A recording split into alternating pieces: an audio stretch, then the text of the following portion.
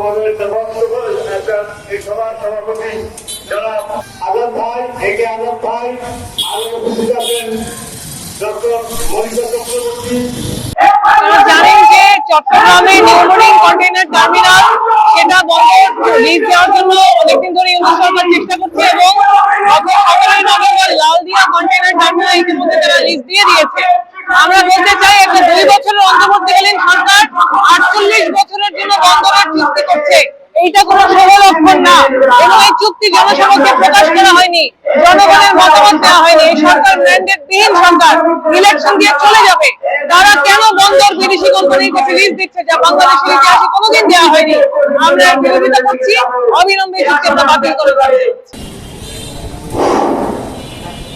আজকে শ্রমিক কর্মচারী ঐক্য পরিষদ কর্তৃক আয়োজিত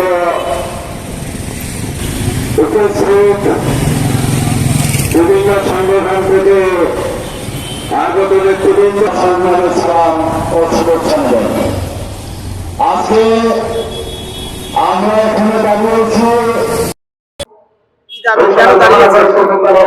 আমরা এখানে জনমতকে উপেক্ষা করে একটি অস্থায়ী সরকার এই চট্টগ্রামের লাভজনক বন্দরকে বিদেশি কোম্পানির হাতে যে লিজ দেওয়ার চেষ্টা করতেছেন, যে লিজ দেওয়ার প্রক্রিয়া করতেছেন, সেই প্রক্রিয়ার বিপক্ষে আমরা অবস্থান নিয়েছি।